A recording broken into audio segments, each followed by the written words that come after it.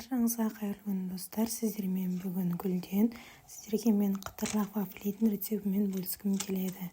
Және де маған лайк басып, қолдау көрсетіп тіркеліп кетіңіздер. Керекті құралдарымыз және де оның қанша грамм қосатын астыға жазып кететін боламын. Алдымен майымыз бен шекеріміз жақсылап араластырып аламыз. Майымыз бөлме температурасына еріген болу керек, және де оған 5 жұмыртқамыз салып миксермен жақсылап араластырып аламыз. Одан кейін ұнымызды салып, тағы да біркелкі қылып жақсылап араластырамыз. Қамырымыз дайын болды, және де қызып тұрған вафлицаға бір қасық қамырымызды салып қызартып аламыз, және де оны видеодағыдай көргенде орасаңыз болады, немесе трубочка түрінде өз қалауыңыз бойынша жасасаңыз болады.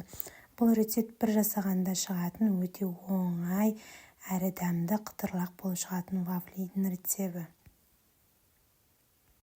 Және де маған тіркеліп, қолдау көрсетіп, басып отырып, комментарий жаза кетіңіздер.